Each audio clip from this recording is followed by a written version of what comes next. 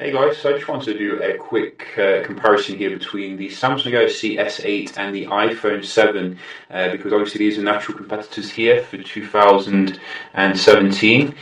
We have also charged both of them to 100%. I think the S8 has lost a point already in terms of the battery, so we can see how the battery endurance does hold up here with the two phones, and we're going to first boot them up at the same time. Fresh boot up here. Whoops. Let's try that again, and we can see how they power down. And then let's start them up at the same time when they've shut down. It does take the iPhone quite a while to shut down usually, so we'll just wait for it a little bit, and then let's start them up.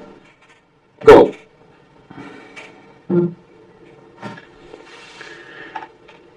So who is going to boot on faster here?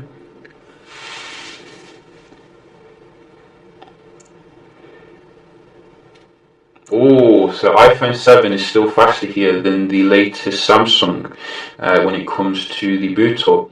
Very nice performance here from Apple, gotta say. I mean, you can't beat that optimization. It's only a dual core as well. I can't remember the actual name of the processor in the S8, but I mean, it's the latest stuff here. And we're going to see how they do compare nevertheless in terms of the other stuff. So we haven't kept this in the the standard kind of mode. I'm not putting performance mode, because I think most people day to day are going to use it in optimized mode anyway. So we can see how it does work out of the box, so to speak. So we'll just open up a few apps here, have a look at the speed. So one to the iPhone there, two to the iPhone, and let's try some others here. Another one to the iPhone there. Very nice and snappy performance. Oh, the Samsung struck back then. That was 3-1. I did see that. Similar for that. Similar for that. About the App Store.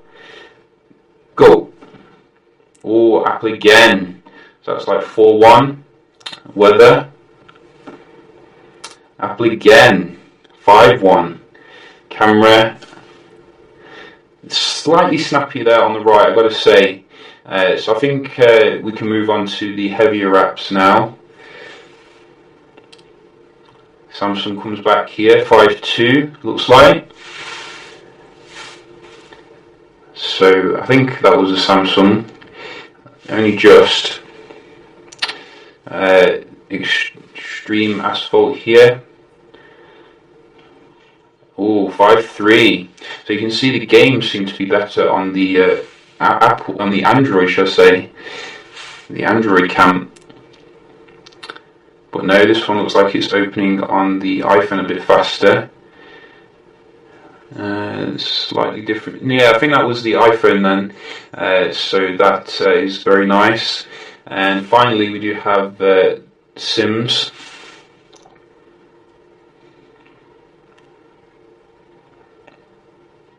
Again, iPhone here, so 2-2 to the games, but you can see overall I think the iPhone has won the speed test in terms of your day-to-day apps.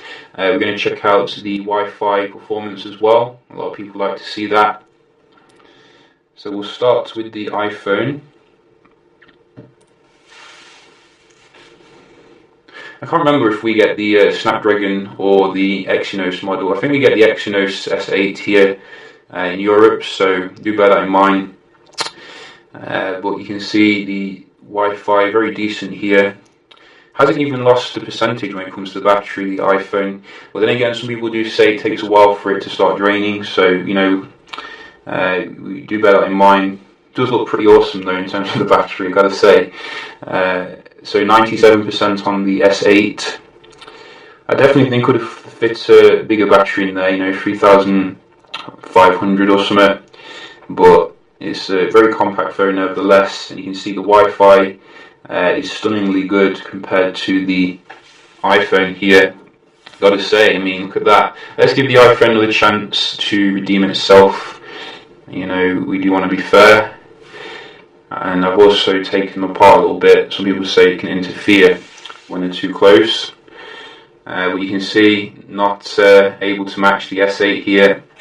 And I think the S8 comes with some nice new tech when it comes to the data connection as well, so a little bit faster. I think it supports gigabit connections now or something. So very nice Wi-Fi performance here on the S8. We're going to check out as well some page loads, because that's like your day-to-day kind of usage, real world. Whoops. Let's try that again. So let's go to Google and let's go. So that looked a little bit snappier on the left there. I have cleared the cache on both of them, and you know the history, etc. So you can see. It looks like the iPhone's loaded this a little bit faster here. You know, I've got to say, I mean, that was very incredible performance on the iPhone in terms of loading the pictures, etc. So that is very remarkable. Let's just zoom in a little bit here, so you can see. So what can we click on? A little link here.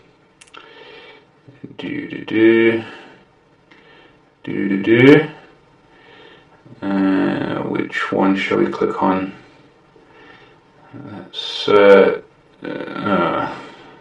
Doesn't seem to be anything good news today, everything bad news. Let's just click on something interesting. So the Samsung a little bit snappier there. About another one. GSM Arena, and go. Samsung again here. So you can see, I think Samsung does have its own browser, and that means that it can, you know, increase the performance, like the optimization, which is good. And we're just doing one more here. Apple coming back for the Verge. So I think that's 2-1 to the iPhone here, which is very surprising, got to say. Maybe it's the screen resolution. Obviously it's not the highest on the iPhone, but very nice performance. Got to give it to Apple here. Finally, we're just going to have a look at the multitasking. See if the latest Samsung can handle the RAM. And so far it looks pretty good. Whoops, wrong app. Let's try a different one. So quite similar here, got to say, not a huge difference in terms of the, you know, these basic apps. And which one can we try? This one. Yeah, so not any reloading, which is good. About the camera, going to get a quick snap of something. Looks like the iPhone a little bit snappier there. I did see a little bit of judder on TwitchWiz, old TwitchWiz, up to its old tricks again. And you can see both go into the game very quick. Yeah, this one, a little bit of judder again on the Samsung. I think the iPhone is a little bit better here in terms of the multitasking, you know, and I'm trying to be as non-biased as possible. I mean, it just seems to. I mean, you got to remark on it though. I mean, the level of optimization here is amazing. On so which one haven't we opened? Where's the sim? So yeah, I think I've got a bit confused with these games here. So you can see this. That's probably why some of them are a bit weird. But I think generally you can see the iPhone has done pretty well, standing up to the latest Samsung here in terms of you know, everything except for the Wi-Fi speed, which is a little bit low in comparison. Another thing I was quite interested in was the camera tech. Obviously, we do get, I think, the same camera pretty much in the S8 with better software processing this year. And you know, I did do a little test in the good light as well as the low light, just to see if we could see any differences, and we can just have a look at the results here. So I did start off with like a selfie shot here, and I got to say, I think these selfie shots are pretty comparable, you know, not so huge difference there. One great thing about the S8, you can actually do 4K front-facing video, which is pretty mind-blowing. I don't think any other phone can do that, but if we just go to some low light shots, we can see this is where the Samsung really does stand out. There's less lens kind of blurs, less grain compared to the iPhone. The iPhone does an admirable job, but it just can't keep up with the Samsung here. Making these back alleys look amazing. Really high detailed, nice shots. So you can also have a look at the good light shots, which again I'd say the Samsung just gives you that bit more colour. The photo looks a little bit washed out on the iPhone compared to the Samsung generally. So that's what I found. So I definitely do see some improved software processing, but I don't think the change from the Note 7 to the S8 is that big, in comparison to, like, for example, the S5 to the S6. So you're probably not going to see a massive difference, but I think Apple does need to, improve in terms of the camera here, because they are being left behind a little bit. I think generally you can also see a massive difference in terms of the 4K with the iPhone, a little bit more basic in comparison to the Samsung.